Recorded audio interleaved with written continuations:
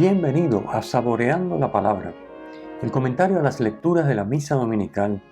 Te habla el Padre Ángel Siapi, de la parroquia Cristo Redentor en El Paraíso, San Juan, Puerto Rico. Recuerda que en la descripción están las citas bíblicas de las lecturas, el enlace al guión de la Lección Divina, el enlace a los apuntes del comentario y la dirección de la página web de la parroquia Cristo Redentor. En el nombre del Padre, del Hijo y del Espíritu Santo. Amén. Oh Dios, que has iluminado esta noche santa con el nacimiento de Cristo, la luz verdadera, concédenos gozar en el cielo del esplendor de su gloria, a los que hemos experimentado la claridad de su presencia en la tierra. Por nuestro Señor Jesucristo, tu Hijo, que vive y reina contigo en la unidad del Espíritu Santo y es Dios por los siglos de los siglos. Amén. Natividad de nuestro Señor Jesucristo. Navidad. Vamos a comentar las lecturas correspondientes a la misa de medianoche. Es importante saber que hay varios formularios de misa para el día de Navidad. Está la misa vespertina, está la misa de medianoche, que ya es misa del día, la que se llama comúnmente misa de gallo, está la misa de la aurora y está la misa propiamente del día. O sea, hay 4 formularios para el día de Navidad. Nosotros vamos a comentar las lecturas correspondientes a la misa de medianoche o misa del gallo. Comencemos como siempre con la primera lectura. El texto de Isaías que se proclama en esta misa es una exhortación al gozo y a la alegría, porque por medio de un niño, un hijo, que es regalo de Dios, se nos dará la liberación de nuestros enemigos y una paz que no tendrá límites ni tampoco fin. En la Biblia es muy frecuente el empleo de la imagen de la luz para referirse a Dios, a su ser y su obrar, y el empleo de su opuesto, la oscuridad, para indicar lo que es contrario a Dios, el pecado en la vida del hombre y sus consecuencias. Es fácil entender que esta imagen proviene de la experiencia.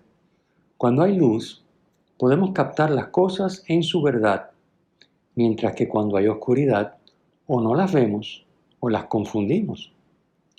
Cuando hay luz, podemos dirigirnos a nuestro destino sin tropezar con los obstáculos, mientras que en la oscuridad, sobre todo si es total, no podemos dar ni un paso, no sabemos hacia dónde ir, ni tampoco dónde estamos.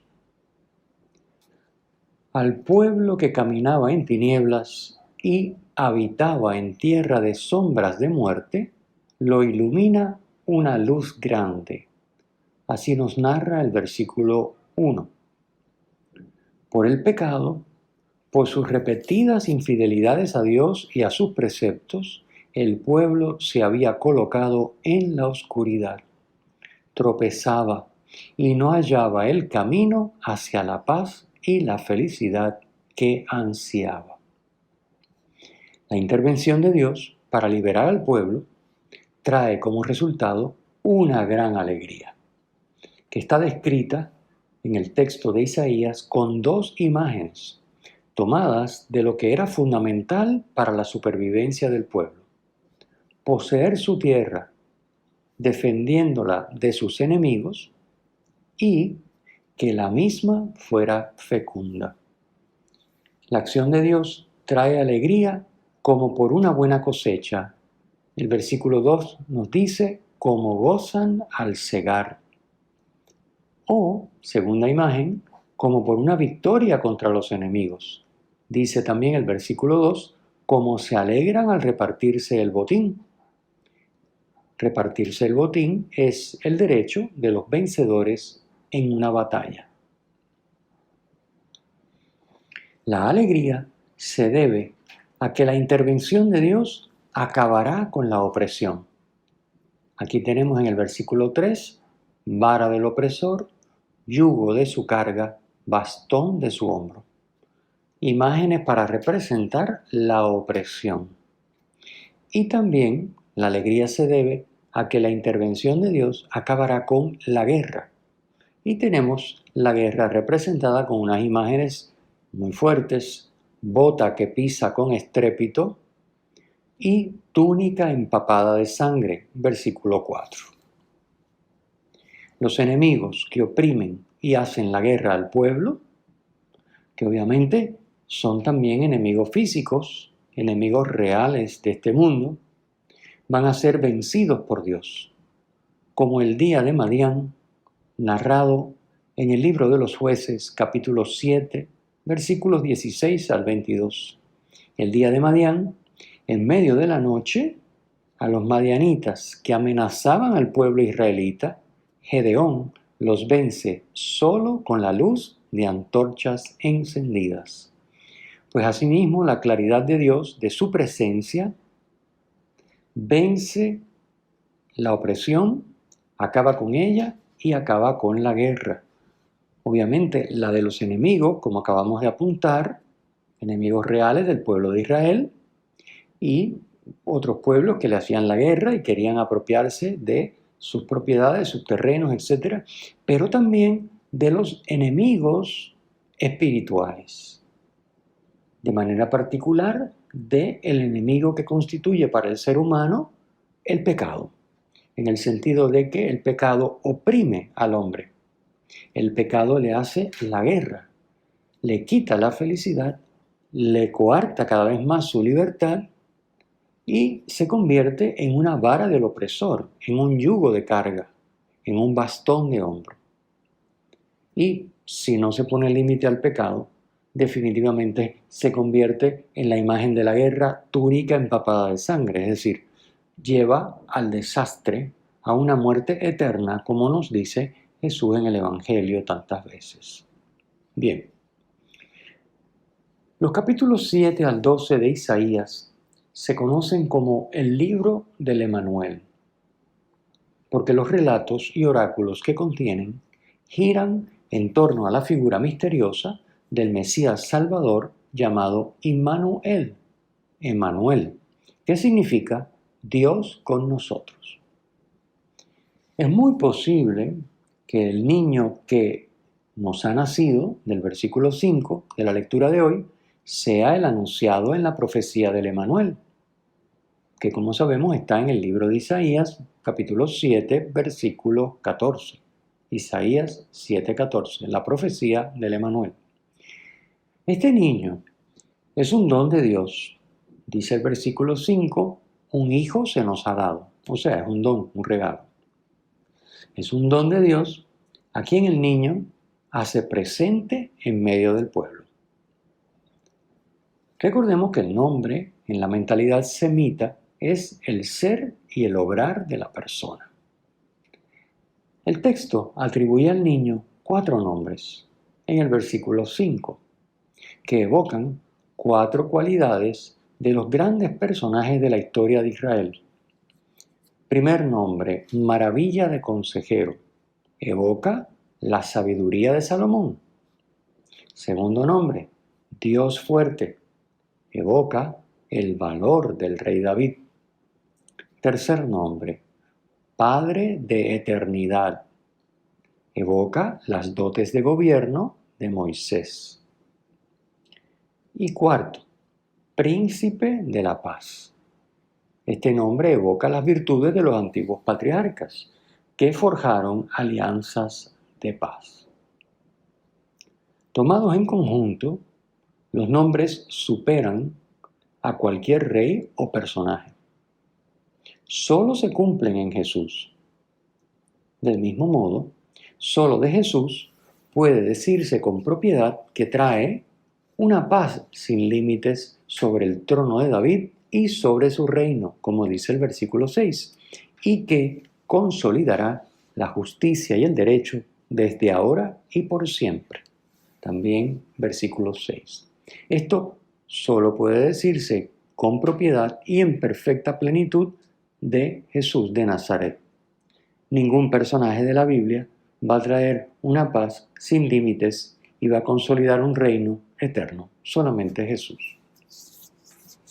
En el versículo 6 encontramos la frase el celo del Señor del universo, es decir, Dios mismo. El celo del Señor del universo es Dios mismo en su amor por nosotros, que lo lleva a no estar tranquilo hasta que logra darnos lo que nos quiere dar. Bueno, ese amor por nosotros que nos tiene Dios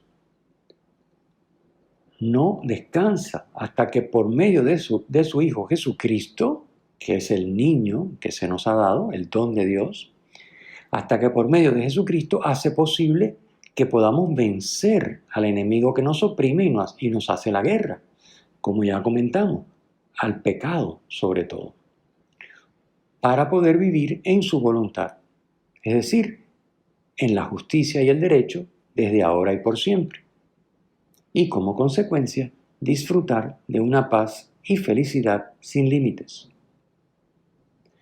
Ese es el motivo de la alegría desbordante de esta noche de Navidad, en la que celebramos que un hijo se nos ha dado. Versículo 5. Pasemos a la segunda lectura. Dice en el versículo 11, la segunda lectura, se ha manifestado la gracia de Dios, que trae la salvación para todos los hombres. La gracia, o sea, el don de Dios, aquello que se da gratuitamente, la gracia, que trae la salvación y se ha manifestado, es su Hijo Jesucristo. Es la misma idea que expresó Isaías en la primera lectura al decir, un hijo se nos ha dado, como ya explicamos. Toda la vida de Cristo es una entrega de sí mismo. El versículo 14, habla de la entrega. Se nos ha entregado. Bueno, toda la vida de Cristo es una entrega. En primer lugar, al Padre, de quien ha recibido todo. Y en segundo lugar, a nosotros, para que podamos librarnos del pecado. ¿Cómo nos libra del pecado esta entrega de Jesús? Por una parte, perdonándonos los pecados cometidos. Y por otra, dándosenos para que podamos vivir en comunión con Él y así vencer el pecado. Con nuestra libertad podemos elegir entregarnos a Él, dedicándonos a vivir en su voluntad, renunciando a la impiedad y a los deseos mundanos, llevando ya desde ahora una vida sobria, justa y piadosa, como dice San Pablo en el versículo 12. Y en el versículo 14 dice, dedicados enteramente a las buenas obras. San Pablo une en estas tres características, una vida sobria, justa y piadosa, une la vida sobria en relación con uno mismo, a una vida justa en relación con los demás y a una vida piadosa en relación con Dios.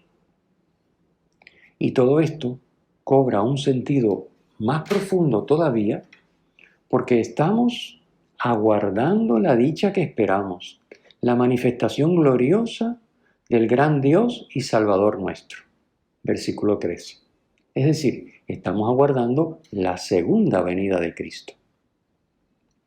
Como vimos el primer domingo de Adviento, la esperanza del cristiano apunta más allá del mundo actual, a una renovación de toda la creación, un cielo nuevo y una tierra nueva, como nos dice el Apocalipsis capítulo 21, versículo 1, que solo Dios puede realizar.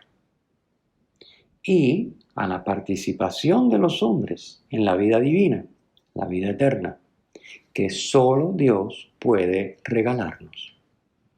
Ambas cosas se nos prometen para el fin de los tiempos, cuando Cristo regrese y manifieste su gloria, es decir, revele con su actuación su omnipotencia. Pasemos a comentar entonces el Evangelio. Al situar en la historia universal el nacimiento de Jesús, la noche de Navidad, el relato de San Lucas hace un recorrido de mayor a menor en la escala humana. desciende desde todo el imperio, sobre el que tenía autoridad y poder el emperador Augusto, pasando por Siria, sobre la que tenía autoridad su gobernador Cirino, luego por Belén, que significa casa del pan, la ciudad de David en Judea, hasta llegar finalmente al pesebre, en el que se encuentra Jesús, el Salvador, el Mesías, el Señor. 3 títulos que se le dan en el versículo 11. Con estos títulos que le da el ángel, se está diciendo que Jesús es quien tiene el verdadero poder y autoridad, no ninguna persona humana, ninguna de las que han desfilado por ese elenco que acabamos de mencionar. Los romanos daban a los emperadores los títulos de Salvador y Señor. En el Antiguo Testamento, al rey se le llamaba ungido. Ungido, Mesías, Cristo, son sinónimos. Se le llamaba ungido del Señor. Pero Jesús no es un Salvador, un Cristo o un Señor de este mundo, sino el Salvador con S mayúscula, el Mesías de Dios con M mayúscula y el Señor con S mayúscula. Jesús, a partir de Jesús, la autoridad ya no se ejerce a la manera de los poderosos de este mundo, sino mediante el servicio humilde y generoso, a la manera de Dios. El relato que hoy leemos deja ver que el decreto del emperador Augusto, considerado por los romanos como divino, como un dios, quien decide llevar a cabo un censo para controlar y hacer pagar tributo a todos los habitantes del imperio, ese decreto es convertido por Dios en un acontecimiento de gracia, su visita salvadora. Dios cumple su promesa anunciada por siglos. Nos regala un niño, como dice Isaías 9:5, el Mesías, quien es su Hijo hecho hombre, el Emmanuel, Dios con nosotros, nacido de una virgen, Isaías 7:14, en Belén, como fue profetizado por Miqueas 5:1. Estando en Belén, dice el texto, María dio a luz a su hijo primogénito, versículo 7.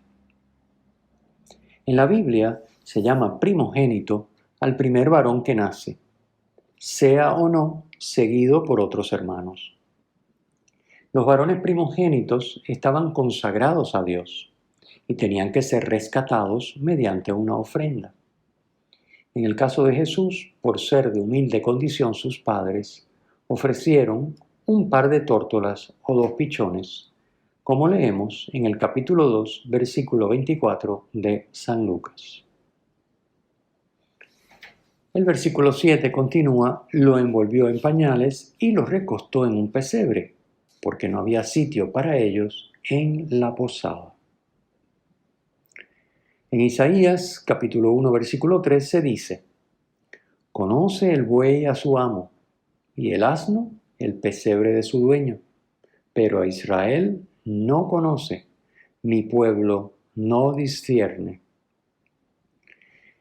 El escrito apócrifo, el Evangelio del pseudo Mateo, ve el cumplimiento de estas palabras en el nacimiento de Jesucristo, entendiendo el rechazo del pueblo a su Señor como la falta de acogida a María y José en la posada.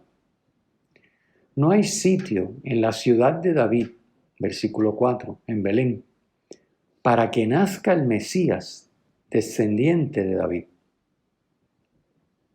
Al niño Jesús, que ha nacido para dar y darse, no para que le den. No le dan alojamiento en la posada, mientras que su madre lo recuesta en un pesebre, donde se coloca el alimento para los animales. En Belén, la casa del pan, significando que ha nacido para darse como alimento al mundo entero. En el tiempo de Jesús, los pastores no gozaban de buena reputación. La gente los consideraba tramposos y ladrones. Los acusaban de entrar en campos ajenos y destrozarlos con sus animales y de quedarse con productos de los rebaños que no eran de su propiedad, como lana, leche y cabritos. No cumplían con la ley de Moisés, por ejemplo, con el descanso sabático. Los pastores no eran admitidos como testigos en los tribunales. Eran gente de clase social humilde que a cambio de la comida y poco más, tenían que guardar día y noche los rebaños de los terratenientes. Eso sí, el Evangelio nos destaca una característica de los pastores que es de suma importancia. Eran personas vigilantes. Dice el versículo 8, velando por turno su rebaño. Eran vigilantes, estaban acostumbrados a vigilar, tenían que guardar su rebaño. No podían perecer sus ovejas, porque tenían que dar cuenta de ellas. Pero también vigilantes, como nos dice, nos deja ver el texto, vigilantes para acoger el mensaje de la palabra de Dios con un corazón abierto. Es precisamente a los pastores a quienes Dios revela en primer lugar la buena noticia que será de gran alegría para todo el pueblo, como dice el versículo 10. El versículo 9 nos dice que la gloria del Señor se manifiesta como claridad que envuelve a los pastores e ilumina la noche.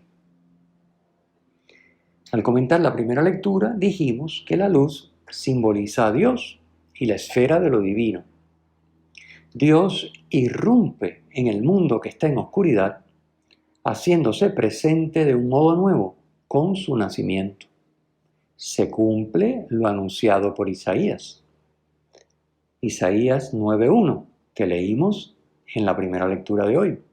El pueblo que caminaba en tinieblas vio una luz grande. La reacción de los pastores ante la presencia del ángel del Señor, versículo 9, y de la claridad que los envuelve, es el temor. Por eso las primeras palabras del ángel son: no temáis. La buena noticia del nacimiento que les anuncia no es solo para ellos, sino que será de gran alegría para todo el pueblo. Versículo 10. La señal que les ofrece para identificar al Salvador, Mesías y Señor es la siguiente: un niño envuelto en pañales y acostado en un pesebre. Versículo 12. Nada imponente o extraordinario, sino humilde y cotidiano. Es una invitación a descubrir a Dios y su acción en lo ordinario de la vida. Pero, obviamente, para esto es necesaria la fe. El texto concluye con la alabanza a Dios del ejército celestial. Versículo 13 dice: gloria a Dios en el cielo y en la tierra paz a los hombres de buena voluntad. Versículo 14. Los ángeles confirman que en Jesús se cumple la profecía de Isaías, quien en la primera lectura de hoy anunció que Dios nos daría un niño que traería una paz sin límites sobre el trono de David y sobre su reino. Isaías 9:6. Para el judío, el cielo es la morada de Dios y la tierra la morada de los hombres. La proclamación del ejército celestial dice gloria a Dios, obviamente en su morada, en el cielo, y paz a los hombres en su morada, en la tierra. La paz de los hombres da gloria a Dios, porque es obra suya, obra de Dios, que manifiesta su poder. Por eso da gloria, porque esa es la gloria, la manifestación del poder de Dios en sus obras. Y aquí estamos hablando de una obra monumental que es la paz de los hombres. En la primera lectura del segundo domingo de Adviento del ciclo C, el profeta Baruch da al reino mesiánico, a la Nueva Jerusalén, dos nombres simbólicos que expresan sus propiedades esenciales. La Nueva Jerusalén tendrá paz en la justicia y gloria en la piedad, dice Baruch capítulo 5, versículo 4.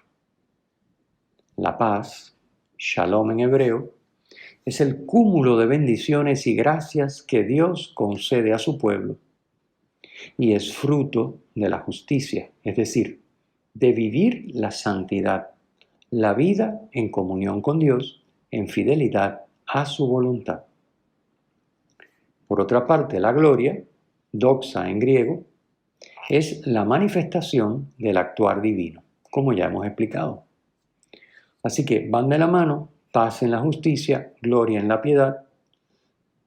Son las propiedades esenciales del reino mesiánico de la Nueva Jerusalén.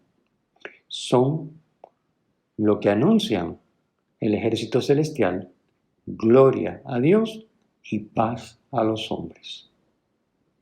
El texto dice paz a los hombres de buena voluntad en el versículo 14. Algunas traducciones dicen paz a los hombres que ama el Señor. Dios ama a todos los hombres, pero solo los que están abiertos a su acción experimentan su amor.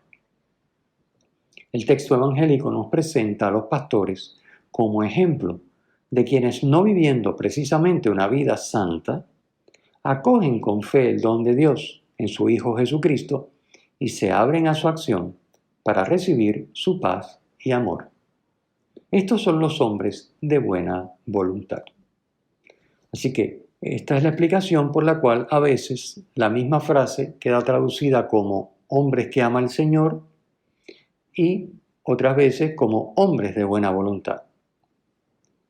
Los hombres que ama el Señor son todos, pero solamente los de buena voluntad, los que se abren a su acción para recibir su paz y su amor, experimentan ese amor que Dios les tiene. Bien, después de este breve recorrido por las lecturas de la misa de medianoche, debemos mirarnos a la luz de su contenido. Esa es siempre la idea de estos comentarios, profundizar en lo que dice la lectura, pero a fin de cuentas para tratar de hacer lección y ver qué nos dice. Y, en definitiva, hacer un poco de examen y ver cómo le respondo. ¿Qué espera el Señor que yo le responda luego de estos textos que me regala? Así que hacer examen y formular propósitos para nuestra vida muy apropiado este día de Navidad. Algunas preguntas nos pueden ayudar. Yo les dejo con las siguientes. ¿Qué celebro en la Navidad? ¿Celebro la Navidad o las Navidades? ¿Un acontecimiento de gracia y salvación? ¿O solo unos días de vacaciones, reuniones familiares y fiestas? ¿Qué signos de su presencia me ofrece el niño Jesús, Dios con nosotros? ¿En qué noto que el Emmanuel es Dios conmigo? ¿En qué noto que el Emmanuel es en mí Dios para los demás? El Señor esté con ustedes y con tu espíritu. La bendición de Dios Todopoderoso, Padre, Hijo y Espíritu Santo, descienda sobre ustedes y les acompañe siempre. Amén. Deseo a todos una muy feliz Navidad. Si te ha gustado, usa el enlace para compartirlo con tus amigos.